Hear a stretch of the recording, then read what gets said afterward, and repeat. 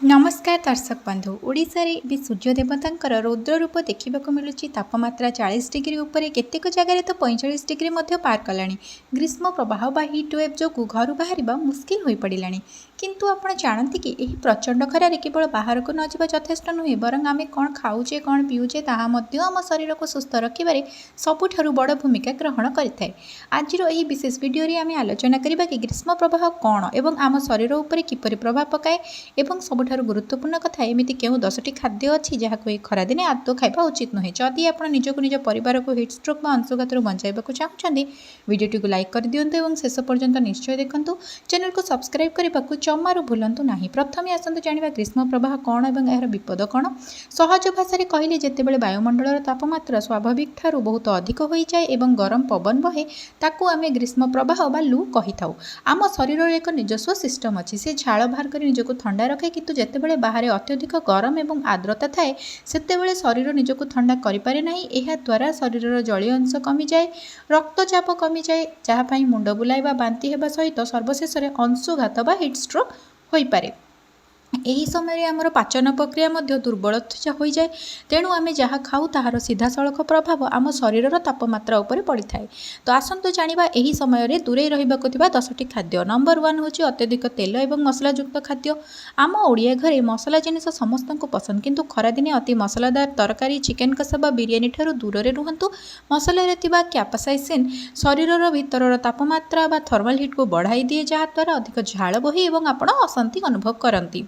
Number 2 हूँ चा एवं कॉफी। सकाळे चा किंबा कॉफी न पीले अनेकों दिन आरंभ हुए ना किंतु एथिरे थिबा कैफेन एक डायरेटिक भाव में काम करे। यार अर्थ होची आपन को बारंबार परिश्रा कराए जहाँद्वारा शरीर पानी शीघ्र सुखी जाए और डिहाइड्रेशन हुए। नंबर 3 हूँ फास्ट फूड और छणाछणी जिनिस सिंगड़ा आलुचप बर्गर किंबा फ्रेंच फ्राइज एगुड़िक ट्रांसफैट अधिक थाए। यह हजम करने आम पाकस्थली को बहुत कष्ट करने को पड़े। शरीर सबु शक्ति हजम प्रक्रिया लगी फल शरीर गरम हो जाए। नंबर 4 हूँ कोल्ड ड्रिंक्स एवं पैकेट जूस। आपण भावुथिबे खरारु आसी ठंडा ठंडा कोल्ड ड्रिंक्स पीले शांति मिलिबो किंतु यह संपूर्ण भूल। एथिरे प्रचुर परिमाणर चीनी एवं प्रिजर्वेटिव थाए जहाँ शरीर पानी को शोषि निए। यह द्वारा आपणकर शोष मेंटाए ना बरं शरीर को अधिक शुष्क कर दिए। नंबर 5 हूँ अत्यधिक आमिष खाद्य विशेषकर मटन एवं चिकेन। मांसरे उच्च परिमाणर प्रोटीन थाए। प्रोटीन हजम होगा समय शरीर थर्मोजेनेसिस प्रक्रिया हुए जहाँ शरीर में प्रचुर उत्ताप सृष्टि करे। खरादिने मटन बा भारी आमिष खाइले पेट गरम होगा सह गैस एवं बदहजमी समस्या देखा दे। नंबर 6 हूँ मद व अल्कोहल। अनेक लोक खरादिने ठंडा बियर बा अल्कोहल पीवा पसंद करती किंतु अल्कोहल शरीर सबुठारु शीघ्र डिहाइड्रेट करे। यह शरीर तापमात्रा नियंत्रण करने क्षमता को नष्ट कर दिए जहाँद्वारा अंशुघात होबार आशंका 4 गुण बढ़ी जाए। नंबर 7 हूँ आचार एवं अधिक लुणिया खाद्य। आचार में प्रचुर परिमाणर लुण एवं तेल थाए। अधिक लुण बा सोडियम शरीर में कोषगुड़िक पानी टाणी निए।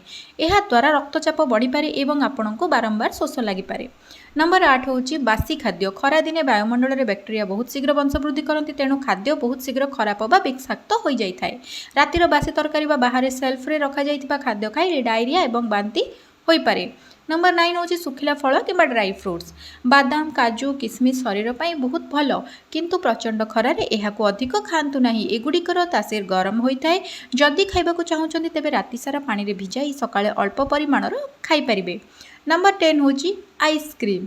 आपण भावुथिबे आइसक्रीम तो ठंडा यह केमिति क्षति करिवो। आइसक्रीम पार्टी को ठंडा लगे सत किंतु एथिरे थिबा फैट एवं चीनी जेतेबेले शरीर भीतर को जाए सेतेबेले शरीर भीतर गरम बढ़ी जाए। यह छड़ा अत्यधिक गरम रु आसी सीधा ठंडा आइसक्रीम खाइले गला खराब एवं ठंडा ज्वर हो पारे। वर्तमान आसतु जाना ग्रीष्म प्रभाव कौन खाइबे। वर्तमान आपण भावुथिबे एई सब बारण कले आमे खाइबु कौन चिंता करंतु नाही। आम ओडिशार पारंपरिक खाद्य ही एही समयर सबुठु बड़ संजीवनी। पखाळ भात आम ओडियांक प्रिय तोराणी एवं पखाळ शरीर को प्राकृतिक भाव ठंडा रखे एवं इलेक्ट्रोलाइट्स जोगाए। दही एवं छाछ बा बटर मिल्क यह पेट को ठंडा रखे एवं हजम प्रक्रिया भल करे। पैड़ पानी और लेंबू सरबत यह शरीर ग्लूकोज एवं मिनरल्स मात्रा को संतुलित रखे। तरभुज काकुड़ी एवं सालाड एथिरे 90% रु अधिक जलीय अंश थाए जहाँ शरीर को हाइड्रेट रखी था। बंधुगण स्वास्थ्य ही संपद। ग्रीष्म प्रवाह समय आपणकर टिके सतर्कता आपणको एवं आपणक परिवार को बड़ विपदरू रक्षा करिपारिबो। बाहर को गले सांगरे पानी बोतल छता एवं ओदा गामुछा नेबाकू जमारू भूलंतु नाही। आज आम आलोचना करबा 10टी खाद्य थर ଯଥାସମ୍ଭବ ଦୂରେଇ ରୁହନ୍ତୁ। ଆପଣଙ୍କୁ ଆଜିର ଭିଡ଼ିଓଟି କେମିତି ଲାଗିଲା କମେଣ୍ଟ କରି ନିଶ୍ଚୟ ଜଣାନ୍ତୁ। ଆପଣ ଏହି ଖରାଦିନରେ ଶରୀରକୁ ଥଣ୍ଡା ରଖିବା ପାଇଁ କ'ଣ ପିଉଛନ୍ତି ତାହା ମଧ୍ୟ ସେୟାର କରନ୍ତୁ। ଭିଡ଼ିଓଟିକୁ ଲାଇକ୍ କରନ୍ତୁ ଏବଂ ନିଜ ଆତ୍ମୀୟ ସ୍ୱଜନମାନଙ୍କୁ ସେୟାର କରି ସେମାନଙ୍କୁ ସଚେତନ କରାନ୍ତୁ। ସୁସ୍ଥ ରୁହନ୍ତୁ, ସତର୍କ ରୁହନ୍ତୁ। ଦେଖା ହେବ ଆଗାମୀ ଭିଡ଼ିଓରେ। ଜୟ ଜଗନ୍ନାଥ।